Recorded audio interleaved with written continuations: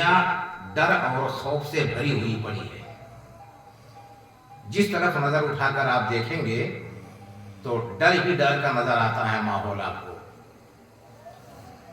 آپ دیکھیں لہلہاتی ہوئی گھاس، ہری بھری گھاس زمین پر لہلہا رہی ہوتی ہے، لیکن وہ گھاس ہر وقت ڈرتی ہے، وہ گھاس ہر وقت ڈرتی ہے، اس کو خوف پیدا ہوتا ہے کہ کہیں کوئی چار پیروں والا جانور نہ آ جائے اور مجھے اپنے پیٹ کی خوراک بنا لے۔ وہ گھاس ڈرتی نظر آتی ہے۔ لہلہاتے ہوئے پیڑ کھڑے ہیں زمین پر، اپنی ہریالی لوگوں کو دیکھنے پر مجبور کرتے ہیں، مگر وہ لہلہاتے ہوئے پیڑ ہر وقت ڈرتے ہیں کہ کہیں کوئی کلہاڑی والا نہ آ جائے اور جڑ سے کاٹ کر کے میرا نام و نشان ختم کر دے۔ اونچی اونچی پہاڑیاں ہیں کہ جن کی چوٹی کو دیکھنے کے لیے ہمارے سر سے ٹوپی اور پگڑیاں گر جاتی ہیں، اتنی اونچی اونچی پہاڑیاں ہیں، مگر وہ پہاڑیاں بھی ہر دم خوف سے کانپتی ہیں، لرزتی ہیں کہ کہیں کوئی سرکار یہاں سے روڈ نہ پاس کر دے، ریلوے لائن نہ پاس کر دے اور ہمارا کاٹ کر کے زمین کے برابر کر دیا جائے۔ سمجھ رہے ہیں آپ؟ ان پہاڑیوں کو بھی خوف ہے۔ ایک مجرم ہے، وہ بھی خوف و دہشت سے کانپتا رہتا ہے، بھاگتا رہتا ہے پولیس سے بچنے کے لیے۔ ایک مزدور ہے جو اپنے سیٹ سے خوف کھاتا ہے، بھاگتا ہوا جلدی جلدی کام کرتا ہے اور اس کو ڈر رہتا ہے کہیں ہمارا سرمایہ دار ہمیں نوکری سے نکال نہ دے۔ ایک سرمایہ دار جو پیسے والا ہے وہ بھی ہر وقت خوف و دہشت سے کانپتا رہتا ہے کہیں ہم پر ED کا چھاپا نہ پڑ جائے، انکم ٹیکس والے نہ آ کر کے اور میرے گھر پر چھاپا ڈال دے۔ گرد کی اس دنیا کے اندر آپ جس طرف نگاہ اٹھا کر دیکھو گے تو ڈر اور خوف کا ایک ماحول بنا ہوا ہے، لیکن اسی دنیا کے اندر خوف و دہشت کے بھری ہوئی دنیا کے اندر اللہ کی ایک ایسی مخلوق آباد ہے کہ جس کو زمانے میں کسی کا خوف نہیں ہے، کوئی ڈر نہیں ہے۔ اب آپ سوچیں گے کہ چاروں طرف میں نے خوف کے بارے میں بتایا، اس ڈر اور خوف بھری دنیا کے اندر آخر وہ کون سی مخلوق ہے کہ جس کو زمانے میں کسی کا خوف اور غم نہیں ہے؟ تو مسلمانوں اس مخلوق کا نام ہے اللہ کے ولی۔ سبحان اللہ، سبحان اللہ۔ الا ان اولیاء اللہ لا خوف علیہم ولا هم یحزنون۔ اس زمین کے اوپر، آسمان کے نیچے، جہاں پر چاروں طرف ڈر کا ماحول ہے، لیکن اللہ کے ولیوں کی ایک ایسی جماعت ہے کہ جس کو نہ تو گزرے ہوئے زمانے میں کسی کا ڈر تھا، نہ موجودہ زمانے میں کسی کا ڈر ہے، اور نہ آنے والے زمانے میں کسی کا ڈر ہوگا۔ اب آپ سوچیں گے کہ اللہ کے ولیوں کو ڈر کیوں نہیں ہے؟ امیر و غریب، اپنے سے بڑے سے سب ڈرتے ہیں، تو جانتے ہیں ڈرتا وہ ہے کہ جو کمزور ہو، ڈرتا وہ ہے جو کمزور ہو، مگر اللہ کے ولی کمزور نہیں ہے، بلکہ ان کے دل کے اندر اللہ کا ڈر پیدا ہو گیا ہے، اور جو اللہ سے ڈر جاتا ہے ساری دنیا ان سے ڈرتی ہے۔ انہوں نے اپنے دل میں اللہ کا خوف پیدا کر لیا، اور جب خدا نے دیکھا کہ میرے بندے کے دل میں ہمارا خوف پیدا ہو گیا ہے، تو خدا نے فرمایا، اے میرے بندے، اے میرے ولی، اے میرے دوست، تمہارے دل کے اندر اب میرا خوف پیدا ہو گیا ہے، اب ساری دنیا کے اندر ان کے دلوں کے اندر میں تیرا خوف پیدا کر دوں گا۔ سبحان اللہ، سبحان اللہ۔ اور انہی ولیوں کے اندر ایک ولی وہ ہے جنہیں ہم اور آپ جناب غوث اعظم کے نام سے جانتے ہیں، مانتے ہیں، پہچانتے ہیں۔ اب غوث اعظم ہوں یا ہم ہوں یا آپ ہوں، بھائی کسی کو جاننے کے لیے اس کے ماں باپ کو دیکھا جاتا ہے، ماں باپ کو دیکھا جاتا ہے، پتہ لگایا جاتا ہے کہ اس کے ماں باپ کون ہیں، کیونکہ ماں باپ کے کردار کا اثر بچے کے اندر ہوتا ہے۔ اور آج کل تو لوگ شادی بیاہ کے اندر ہر جگہ قریب ماحول ایک ہی ہے، لیکن جو ہمارے پہلے کے جو پرانے بزرگ تھے نا، وہ شادی وغیرہ جب رشتہ لگاتے تھے تو وہ بچہ اور بچی کے ماں باپ دادا دادی تک کے پوری نسل کا پتہ لگاتے تھے. آج کل تو نہیں لگاتے ہیں, آج کل تو پیسہ دیکھتے ہیں, دہیج ہونا چاہیے, لیکن پہلے جو ہمارے بزرگ تھے وہ لوگ پتہ لگاتے تھے. اگر خاندان میں کوئی کریکٹ کا خراب ہے, کردار کا خراب ہے, تو لوگ رشتہ نہیں کرتے تھے کہ لڑکی پر یا لڑکے پر اپنے خاندان کا اثر ضرور آئے گا. اب جناب غوث اعظم کو جاننے اور پہچاننے سے پہلے ان کے ماں باپ کو پتہ لگائیں کہ ان کے باپ کا کیا کردار تھا, ان کے ماں کا کیا کردار تھا, وہ لوگ کیسے تھے. جب ماں باپ کا پتہ لگ جائے گا تو بچے کے پتہ لگانے میں آسانی ہو جائے گی. آپ نے لوگوں نے سنا ہوگا کہ ان کی ماں کی پرہیزگاری کیا تھی. آنکھوں کی اندھی, کان کی بہری, ہاتھ کی لولی, زبان کی گونگی, پیر کی لنگڑی تھی. باپ کا نام ایک سیب کے لیے, ایک سیب کی معافی کے لیے ان کو ایسی اپاہج لڑکی سے شادی کرنے کے لیے راضی رہنا پڑا. سیب کھا لیا تھا, آج کل تو لوگ لاکھوں کا مال کھا لیتے ہیں, ڈکار تک نہیں لیتے ہیں. ان کے ماتھے پر پسینہ نہیں آتا ہے, مگر وہ نوجوانی کا عالم تھا جناب غوث اعظم کے والد محترم کا. اور دنیا والے کہتے ہیں کہ جوانی دیوانی ہوتی ہے, لیکن وہ بھی ایک جوان تھے. نوجوانی کا عالم تھا. سیب بہتا ہوا دریا کے اندر دیکھا, اس کی کشش, اس کی خوبصورتی ان کے دل و دماغ پر اثر کر گئی. بہتے ہوئے سیب کو پکڑا, چھلکے کو اتارا اور کھایا. اور جب کھایا, جب وہ اندر گیا تو دل کے اندر سے ایک آواز آئی. نفس نے پکارا. آج کل تو لوگوں کا نفس ہی مر گیا ہے, تو کوئی آواز دینے والا کون آواز دے گا. نفس نے دل کے اندر سے آواز آئی, اے نوجوان, تو نے سیب تو کھا لیا ہے, لیکن اگر قیامت کے دن سیب کے مالک نے تم سے پوچھ لیا کہ بغیر ہمارے پوچھے ہمارے باپ کا تم نے سیب کھا لیا, تو خدا کی بارگاہ میں تو کیا جواب دے گا. ایسے ایسے ہمارے بزرگ تھے. خوف پیدا ہو گیا کہ مالک سے تو میں نے پوچھا نہیں, سیب کھا لیا. اندازہ لگاتے ہیں کہ یہ سیب دریا کے اندر بہتا ہوا آیا ہے, چلو دریا کے کنارے کنارے چلتے ہیں, ضرور سے کوئی پیڑ ہوگا کہ جس کا سیب ٹوٹ کر کے دریا کے اندر بہا. گئے 8-10 میل پیچھے گئے, ایک باغ لگا ہوا تھا دریا کے کنارے, ایک پیڑ لٹک رہا تھا. آپ نے اندازہ لگایا کہ اسی پیڑ کا سیب ٹوٹ کر کے دریا کے اندر گر گیا. اندر گئے, باغ کے مالک کو پتہ لگایا. وہ بھی اللہ کے ایک ولی تھے, عبداللہ سومئی ان کا نام تھا. انہوں نے کہا کہ اگر سیب کی معافی چاہتے ہو تو میرے بچی سے شادی کرنا پڑے گا, لیکن شادی کرنے سے پہلے یہ بتا دوں کہ ہماری لڑکی میں کچھ عیب ہے. وہ ہاتھ کی لولی ہے, وہ زبان کی گونگی ہے, کان کی بہری ہے, آنکھوں کی اندھی ہے, پیر کی لنگڑی ہے. اگر تم شادی کرنے کے تیار ہو جاؤ تو میں سیب کو معاف کر دوں گا.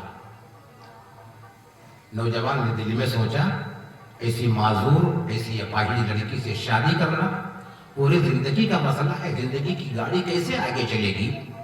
لیکن اللہ کے خوف نے پھر آواز دیا, نوجوان, اگر سیب کی معافی نہیں ملے گی تو میدان محشر میں ساری دنیا کے سامنے تمہیں شرمندہ ہونا پڑے گا. زندگی چند روز کی ہے, جوانی پھانی ہے, چند دن کی جوانی ہے. اگر میدان محشر میں ساری دنیا کے لوگوں کے سامنے شرمندہ ہونے سے بچنا چاہتا ہے تو شادی کر لے. شادی کر لیا.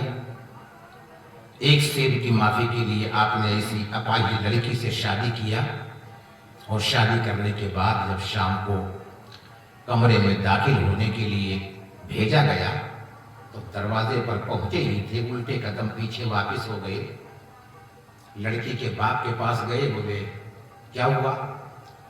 بولے میں کسی دوسرے کمرے میں چلا گیا تھا غلطی سے. تو لڑکی کے باپ نے کہا نہیں نوجوان, وہ تمہاری منقوبہ کا کمرہ ہے, تمہاری بیوی ہے, میری بیٹی کا کمرہ ہے, تم وہاں جاؤ, بے دھڑک جا سکتے ہو. بولے حضور میں جا رہا تھا, لیکن لڑکی کے اندر جو کمی آپ نے بتایا تھا اس لڑکی کے اندر مجھے کمی نظر نہیں آئی. وہ کمرے کے اندر بڑے سلیقے سے، بڑے شرمیلے انداز میں، بڑے پردے کا اہتمام کر کے، بڑے ادب و احترام کے دائرے میں بیٹھی ہوئی تھی۔ اس لیے میں سمجھا کہ کوئی دوسری کمرے کے اندر میں آ گیا ہوں۔ تو باغ کے مالک نے کہا نہیں بیٹے، وہ تمہاری منقوہہ ہے۔ تو بتا دیا کہ جو میں نے کہا تھا کہ وہ پیر کی لنگڑی ہے، اس کے مطلب یہ تھا کہ میری لڑکی نے کبھی گھر کے باہر قدم نہیں نکالا ہے۔ یہ نوجوان جو میں نے بتایا تھا کہ وہ آنکھوں کی اندھی ہے، اس کے مطلب یہ تھا کہ میری لڑکی نے کبھی کسی غیر مرد کو نہیں دیکھا ہے۔ جو میں نے بتایا تھا کہ وہ کان کی بہری ہے، اس کا مطلب یہ تھا کہ اس نے اپنے کانوں سے کبھی چغلی اور غیبت اور گانے نہیں سنے ہیں، گالیوں کو نہیں سنا ہے۔ اگر سنا ہے تو مسجدوں سے آنے والی آذان کو سنا ہے، اگر سنا ہے تو قرآن کی تلاوت کو سنا ہے، اگر سنا ہے تو نبی کی نعت کو سنا ہے، اگر سنا ہے تو کوئی اچھی بات سنی ہے۔ جو میں نے کہا تھا کہ وہ ہاتھ کی لولی ہے، اس کے مطلب یہ تھا کہ مالک کی اجازت کے بغیر کبھی کسی کے چیز کے اندر اس نے اپنے ہاتھ کو نہیں لگایا ہے۔ زبان کی گونگی میں نے اس لیے کہا ہے کہ اس نے اپنی زبان سے کبھی گندے الفاظ کو استعمال نہیں کیے۔ اندازہ لگائیے مسلمانوں، جس اتنی پرہیزگار عورت اور اتنا پرہیزگار نوجوان جب دونوں کی شادی ہو جاتی ہے اور اس شادی کے ملاپ سے ایسا پاکیزہ خون، ایسی پاکیزہ دودھ جب دونوں کا سنگم ہوتا ہے، اس حسین سنگم سے جو نورانی بچہ پیدا ہوتا ہے، زمانہ اسی بچے کو غوث اعظم کے نام سے سبحان اللہ، سبحان اللہ، سبحان، اسی نورانی بچے کو دنیا جناب غوث اعظم کے نام سے جانتی ہے، پہچانتی ہے، مانتی ہے۔ اب اندازہ آپ کرو، ایسی پاکیزہ، ایسی پرہیزگار، اچھا نام دیکھو، ام الخیر، ماں کا نام ام الخیر۔ عربی کے اندر ام بولتے ہیں ماں کو، جسے دارو کو بولتے ہیں ام الخبائث، گندی چیز کی ماں۔ ام المومنین، اب ہمارے نبی صلی اللہ علیہ وسلم کی بیویوں کو کیا بولتے ہیں؟ ام المومنین، مومنوں کی ماں۔ ان کا نام تھا ام الخیر۔ خیر بولتے ہیں تندرستی، عافیت، خیریت، اچھائی، اچھائی کی ماں۔ اور باپ کا نام کیا تھا؟ ابو صالح۔ ابو کے مطلب ابو، صالح کے مطلب نیک، پارسا، پرہیزگار، متقی۔ اب اندازہ کیجئے کہ ایسے پرہیزگار اور متقی جب ماں باپ ہوں گے تو بچہ تو جناب غوث اعظم ہی بنے گا، بچہ تو عبد القادر ہی بنے گا، بچہ تو پیر لاسانی ہی بنے گا، بچہ تو لاسانی ہی بنے گا، اور بچہ تو دستگیروں کا دستگیر بنے گا، پیروں کا پیر بنے گا۔ اسی بچے کو شہنشاہ بغداد کے نام سے بھی دنیا جانتی ہے اور مانتی ہے۔ سبحان اللہ۔ ایسا پرہیزگار بچہ پیدا ہوتا ہے 29 رمضان کو۔ لوگ، دنیا کی نگاہیں آسمان پر ٹکی ہیں چاند دیکھنے کے لیے کہ اگر چاند دکھ جائے گا تراویح کی نماز شروع ہو جائے گی اور صبح سے روزہ شروع ہو جائے گا۔ لیکن آسمان پر بادل چھائے ہوئے تھے، ابر چھایا ہوا تھا، لوگوں کو چاند دکھائی نہیں پڑا۔ کشمکش کے اندر لوگ رات گزارے۔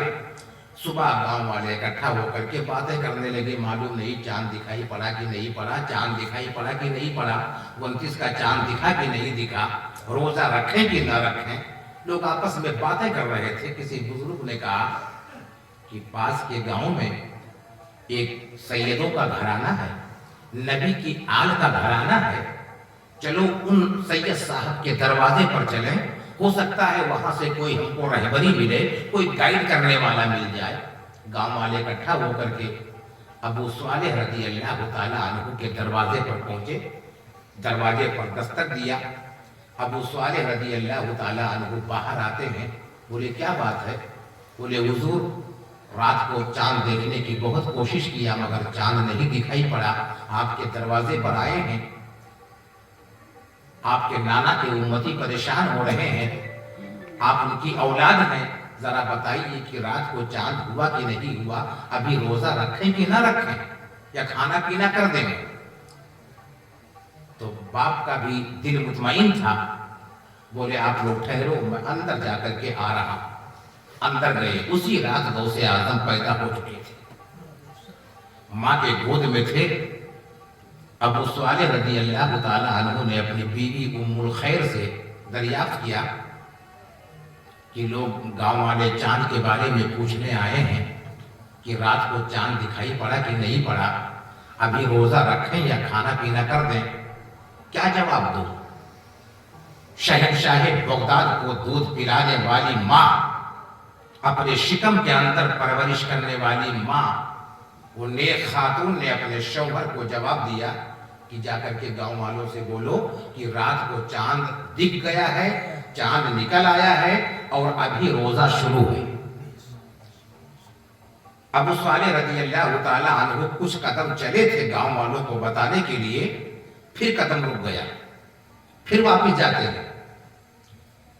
تم کہتی ہو کہ میں گاؤں والوں کو بتا دوں کہ چاند دکھ گیا ہے، لیکن اپنے پاس دلیل کیا ہے؟ اپنے پاس ثبوت کیا ہے؟ عدالت کا فیصلہ تو دلیل پر ہوتا ہے نا۔ اگر لوگ پوچھیں گے تو میرے پاس کیا ثبوت ہے کہ چاند دکھ گیا ہے؟ ام الخیر فاطمہ رضی اللہ تعالی عنہا فرماتی ہیں، اے میرے نیک شوہر، اگر لوگ دلیل طلب کریں تو ان سے بول دینا کہ ہمارا چاند عبد القادر نے سحری کے وقت سے دودھ پینا چھوڑ دیا ہے، اس بات کا ثبوت ہے کہ رات کو چاند دکھ گیا ہے اور میرا بچہ بھی روزے سے۔ اندازہ کیجئے میرے بھائیوں، میرے بزرگوں، کہ جب باپ پرہیزگار، ماں پرہیزگار، تو ذرا اندازہ لگائیے، خون تو اسی پرہیزگار باپ کا ہے، دودھ تو اسی پرہیزگار ماں کا ہے، کہ غوث اعظم متقی ہر آن میں اور چھوڑا ماں کا دودھ ماہ رمضان میں۔ بچپن کے اندر آپ نے دنیا والوں کو بتا دیا کہ ہم کوئی عام بچہ نہیں ہے، ہم کوئی عام انسان نہیں ہے، بلکہ ہم اللہ کے چنندہ بندوں میں سے ہیں۔ اللہ نے مجھے مقام اور مرتبہ دے کر کے ہم کو پیدا فرمایا ہے، ورنہ آج کل تو لوگ یہ بولتے ہیں 30 سال 40 سال، یہ بھی کھانے پینے کی عمر ہے، ابھی تو کھانے پہننے کی عمر ہے، بڑھاپے کے اندر نماز پڑھ لیں گے۔ مگر میرا عبد القادر پیدا ہوتے ہی آسمان پر چاند نہ دکھا، مگر روحانیت کے طور پر چاند کو دیکھ کر کے ماں کے گود کے اندر، ماں کے بستر پر آپ نے روزہ رکھ کر کے دنیا والوں کو بتا دیا کہ اللہ کا ولی وہ عام انسان نہیں ہوتا ہے، اللہ کا ولی ہوتا ہے وہ اللہ کا دوست ہوتا ہے۔ سبحان اللہ، سبحان اللہ۔ یہ میرے غوث کا مرتبہ تھا بچپن کے اندر آپ نے یہ بتا دیا۔ اچھا، ولیوں کی الگ الگ فہرست ہوتی ہے، ہمارے علماء بیٹھے ہوئے ہیں، عبادت و ریاضت، رات لوگ عبادت کرتے ہیں، تب کوئی اللہ کرم فرماتا ہے تو ان کو اپنا دوست بنا لیتا ہے۔ مگر جو ہمارے غوث اعظم تھے نا، یہ پیدا ہونے سے پہلے یہ اپنے ماں کے پیٹ کے اندر تھے، تب بھی اللہ کے ولی تھے، اور لوگ تو دنیا میں آنے کے بعد کثرت سے نفل پڑھتے ہیں، کثرت سے تسبیح پڑھتے ہیں، اللہ کی ذکر و اوراد و وظائف کے اندر اپنی راتیں، اپنے آرام کو ختم کر دیتے ہیں، تب اللہ کا کرم ہوتا ہے، اللہ کی نوازش ہوتی ہے، تو ان کو اللہ ولیوں کی جماعت میں شامل کر لیتا ہے۔ مگر ہمارے غوث اعظم ماں کے پیٹ کے اندر ہیں، جب پیدا ہوئے اور غوث اعظم جب بولنے لگے تو ایک بار ماں نے پوچھا کہ جناب غوث اعظم نے پوچھا اپنی ماں سے کہ امی جان، جب میں تمہارے پیٹ میں تھا تو میری وجہ سے آپ کو کوئی تکلیف تو نہیں ہوئی؟ کوئی ایسا واقعہ آپ یاد ہے آپ کو جو ہماری وجہ سے آپ کو تکلیف پہنچی ہو؟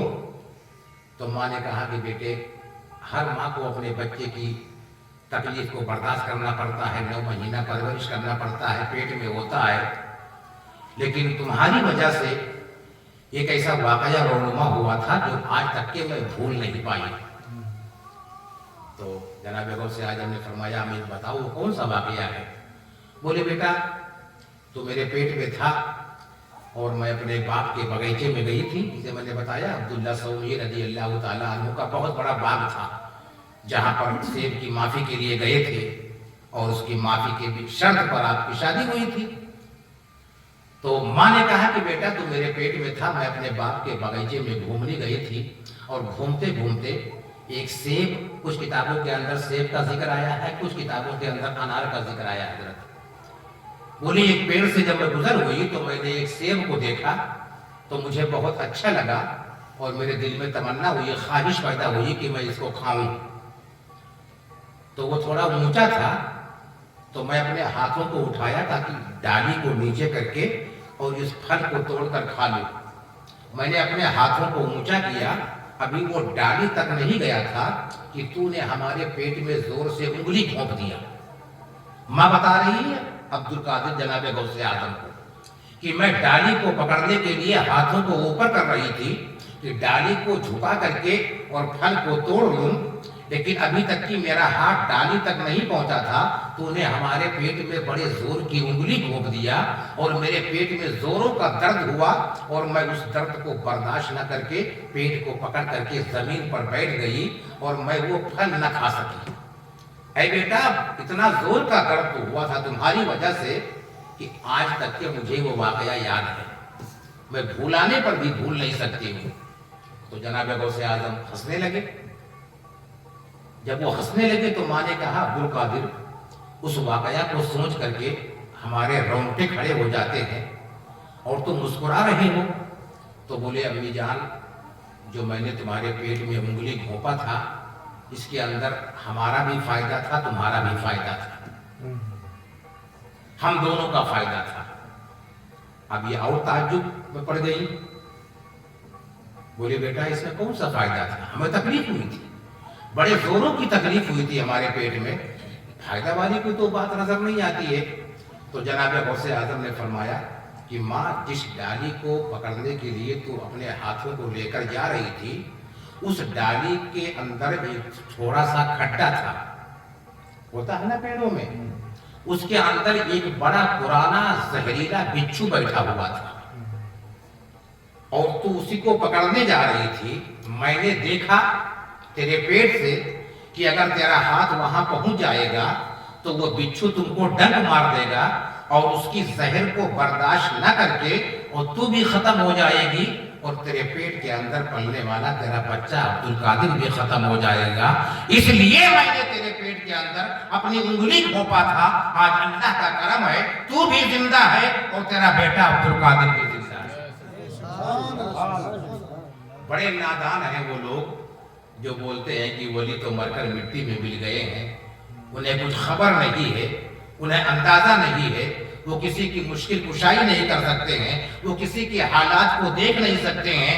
ہمارا ایمان ہے اور ہر سنیوں کا ایمان ہے کہ جو غوث اعظم ماں کے پیٹ میں رہ کر کے ڈالی پر بیٹھنے والے بچھو کو دیکھ سکتا ہے، ہمارا ایمان ہے کہ بغداد کے زمین کے اندر رہ کر کے سارے زمانے کے اندر رہنے والے اپنے دیواروں کو دیکھ سکتا ہے۔ دیکھ رہے ہیں، مدد بھی کر رہے ہیں، فیضان بھی پہنچ رہا ہے جناب غوث اعظم کا۔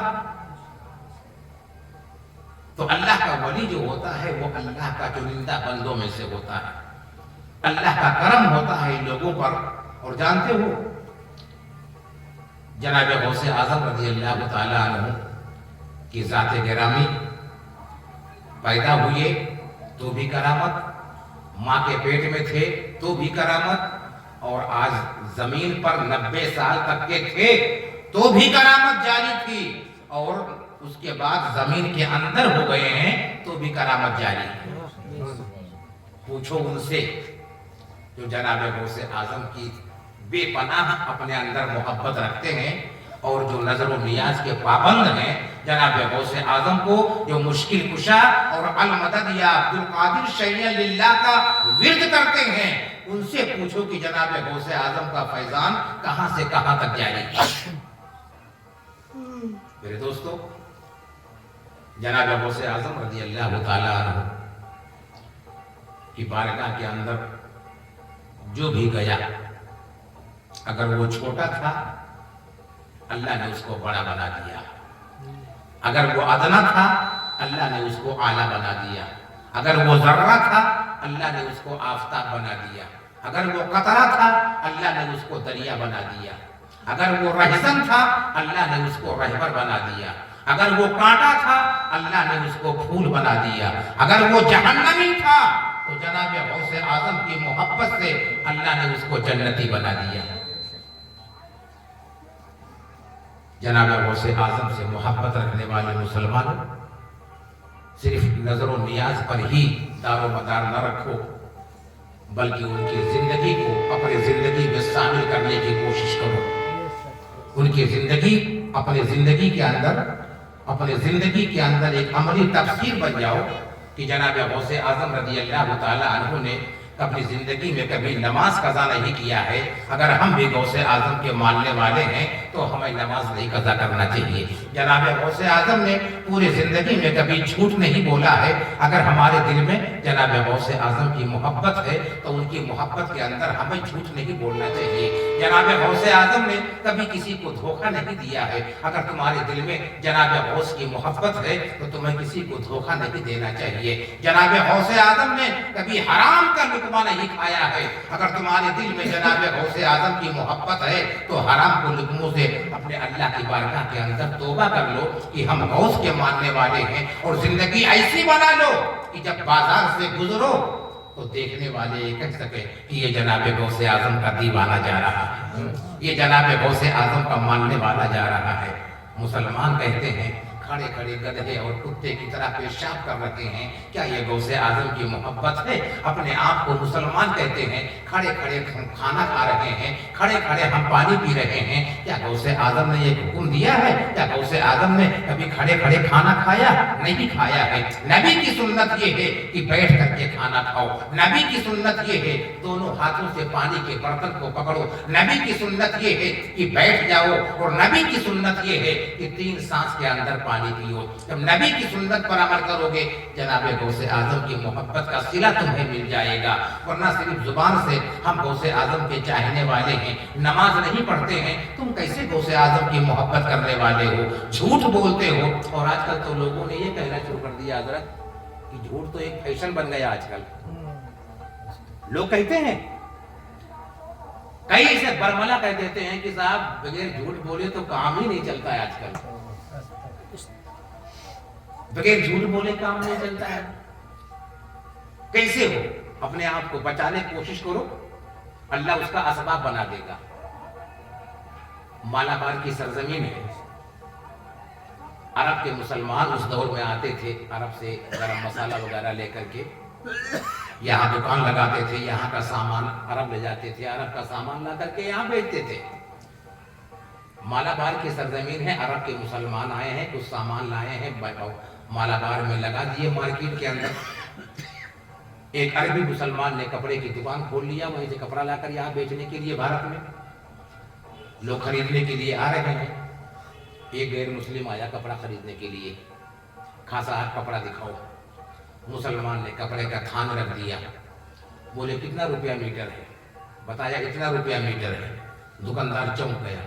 اس نے کہا کہ آپ سے غلطی ہو رہی ہے، بھاؤ کم بتا رہے ہو تو آپ سے بھول ہو رہی ہے. بولے کیسے؟ بولے کپڑا آپ کا بڑا قیمتی لگ رہا ہے، ہمیں پورا تھان لینا ہے.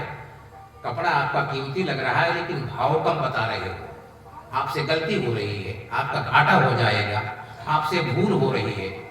تو جانتے ہو مسلمان نے کہا کہ بھائی نہ تو ہم سے بھول ہو رہی ہے نہ ہم سے غلطی ہو رہی ہے، میں اپنے پورے ہوش و حواس کے اندر اپنے کپڑے کی جو جائز قیمت ہے وہ آپ کو بتا رہا ہوں. تو بولے کہ کپڑے کے حساب سے قیمت کم لگ رہی ہے، ایسا کیوں؟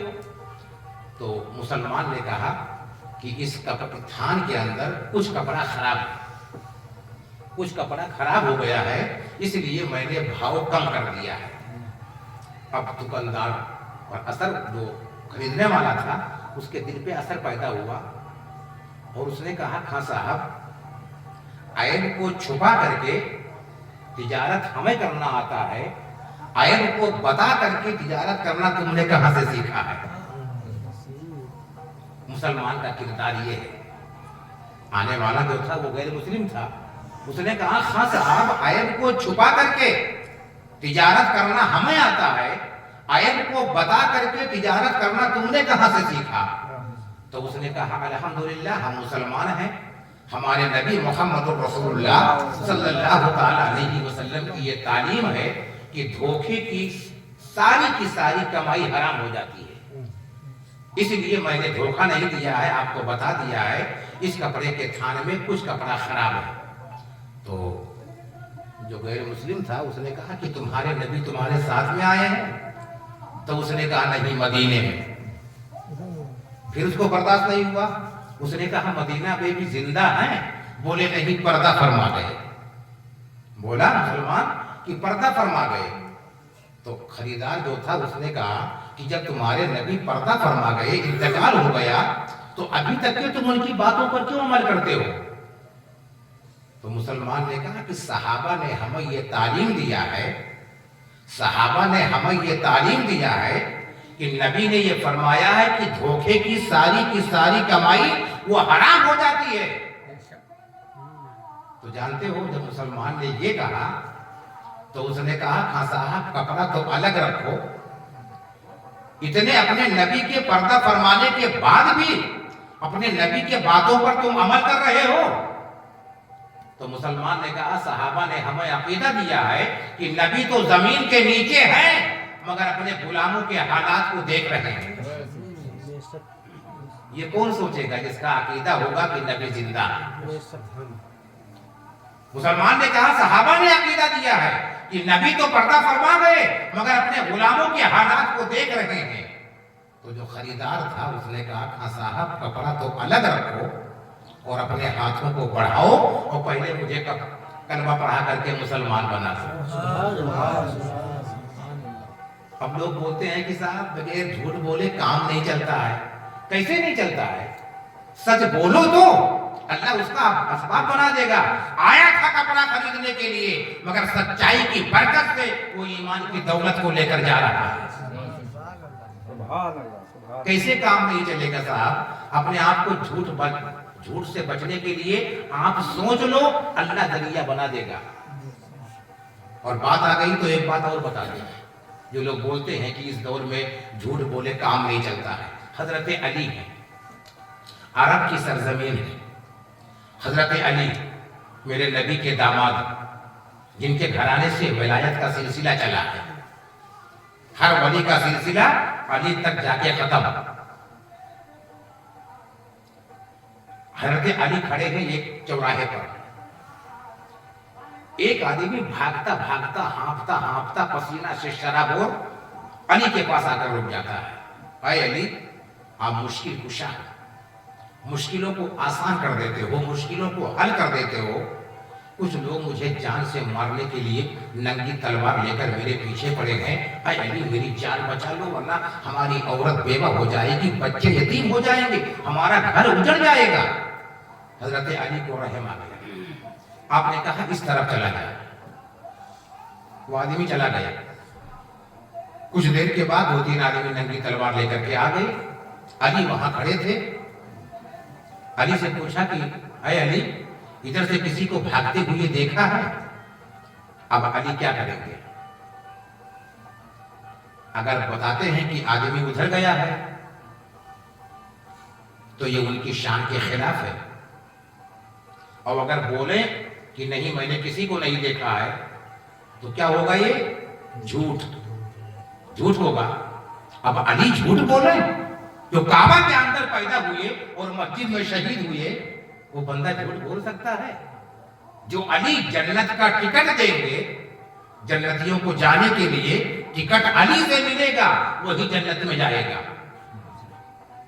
علی جھوٹ بھی نہیں بول سکتے ہیں، سچ بولتے ہیں تو آدمی کی جان جاتی ہے، اور آدمی کی مدد کے لیے آپ نے وعدہ فرما لیا ہے۔ تو اب جانتے ہو علی نے کیا کیا؟ کرنا انشاءاللہ کہ بھی ایسا موقع آئے تھے۔ علی جہاں کھڑے تھے نا، وہاں سے 2 قدم الگ کھڑے ہو گئے۔ بابا جی، جہاں کھڑے تھے وہاں سے 2 قدم الگ کھڑے ہو گئے۔ ان لوگوں نے پھر پوچھا علی یہاں سے کسی کو بھاگتے ہوئے دیکھا ہے؟ تو علی نے کہا کہ جب سے میں یہاں کھڑا ہوں तुम्हारे अलावा किसी को नहीं देखा। सुभान अल्लाह। नहीं समझे? जगत जब से मैं यहाँ खड़ा हूँ तुम्हारे अलावा किसी को नहीं देखा। वो लोग पीछे चले गए और जान भी बच गई सामने वाले की, और अली को झूठ भी नहीं बोलना पड़ा। कैसे कह देते हो कि झूठ बोले बगैर काम नहीं चलता? बचने के लिए तुम सोचो, अल्लाह असबाब बना देगा, अल्लाह जरिया बना देगा। जनाब गौसे आजम रज़ी अल्लाह ताला अन्हु के मानने वालों, जनाब गौसे आजम ने कभी झूठ नहीं बोला है, कभी अय्यारी और मक्कारी नहीं किया है। जनाब गौसे आजम ने कभी नमाजें कज़ा नहीं किया है। अगर दिल में जनाब गौसे आजम की मोहब्बत का चिराग जल रहा है तो जनाब गौसे आजम की जिंदगी को अपनी जिंदगी के अंदर उतारने की कोशिश करो।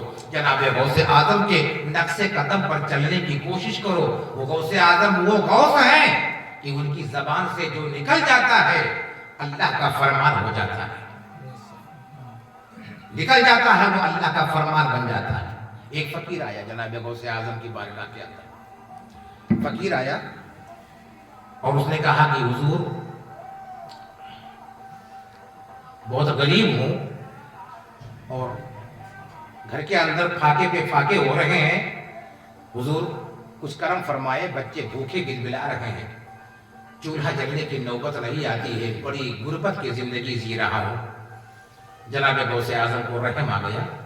आपने कहा एक पत्थर ले आओ। वो फकीर गया, एक पत्थर लेकर आया, जनाब गौसे आजम के सामने रखा। आपने जोर जोर से 3 मरतबा कुल हुवल्लाह शरीफ पढ़ा, पत्थर पर फूंक मारा तो वो सोना बन गया। कुल हुवल्लाह पढ़ के फूंक मारा, सोना बन गया। आपने सोने के टुकड़े को उठाया, उस फकीर को दे दिया और कहा जाओ इसको बेच करके अपनी जिंदगी गुजारो। चला गया फकीर, बड़ा खुश हो रहा है। घर पे गया, औरत से बोला कि जनाब गौसे आजम ने पत्थर को सोना बना करके हमें दिया है। औरत भी खुश हो गई, चलो सामान खरीदेंगे घर के अंदर। तो मर्द ने कहा सामान क्या खरीदेंगे, बहुत सारा खरीदेंगे, इसलिए कि जनाब गौसे आजम ने पत्थर को सोना तो बना दिया है, मैंने भी साथ साथ में पत्थर को सोना बनाने का तरीका सीख लिया है। बहुत सारा सामान लाएंगे, मस्ती करेंगे। बहुत खुश हो गया फकीर। ये कहावत है, गड्ढे के अंदर ज्यादा पानी आता है तो उबाल मार देता है। फौरन तैयारी कर लिया मेरी बीवी ने, क्योंकि नुस्खा तो हाथ आ गया था। 3 बार कुल हुवल्लाह पढ़ना है, पत्थर पर फूंको सोना बच जाएगा। अब वो फकीर ने उसके 2 टुकड़े किए और आधा टुकड़ा में 2 टुकड़ा करके और शहर के अंदर मजदूरों को बुलाया और कहा कि जितने शहर के अंदर पत्थर मिले उन पत्थरों को ला करके मेरे घर पे जमा करो। उनको दे दिया। मजदूरों को तो मजदूरी से मतलब, पूरा शहर साफ हो गया पत्थरों से। घर के आगे अंबार लगा दिया। आधा सोना बेचा, उसको जो है जितने शहर के अंदर हमारे उलमा हजरात थे, मौलाना मौलवी, सबको जो है बुला लिया। और जब उलमा हमारे इकट्ठा हो गए तो उसने कहा कि गौसे आजम ने मेरे सामने 3 बार कुल हुवल्लाह पढ़ा है, 3 बार कुल हुवल्लाह पढ़ के पत्थर पर फूंक मारा है, सोना बन गया है। इसलिए आप लोग भी वही सूरत पढ़ करके एक पत्थर ले लो, उस पर फूंक मारो। उनको तो नजराने से मतलब है भाई। पढ़ना शुरू कर दिया कुल हुवल्लाह, 3 बार पढ़ा, 6 बार पढ़ा, 9 बार पढ़ा, 11 बार बेचारे पढ़ लिए। थूक निकलने लगा फूंकते फूंकते, मगर कहाँ सोना बने, पत्थर का पत्थर रहा। फकीर परेशान हो गया। अब जो बाकी सोना था उसमें से आधा टुकड़ा किया और हजरत को सबको नजराना देके रुखसत किया। फिर मजदूरों को बुलाया तो जो बाकी सोना था वो फिर मजदूरों को दिया कि मेरे घर से पत्थर को हटाओ। बेचारे का पूरा सोना खत्म हो गया, पत्थर को उठवाने में, फेंकवाने में। चेहरे पे उदासी, गुर्बत के आसार जनाब गौसे आजम की बारगाह में पहुंचा। हुजूर ने देखा, कहो क्या बात है, चेहरा उदास क्यों है? तुमको सोना दिया था, क्या तुम्हारी गरीबी दूर नहीं हुई, जरूरतें पूरी नहीं हुई? रोने लगा। जनाब गौसे आजम तो गौसे आजम थे, ان سے کیا پردہ تھا؟ دنیا سے باخبر رہنے والے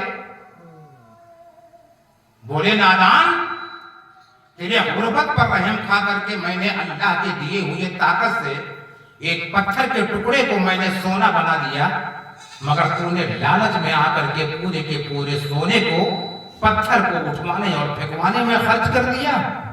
بے صبری، نادان، تو ہماری طرح بننا چاہتا ہے؟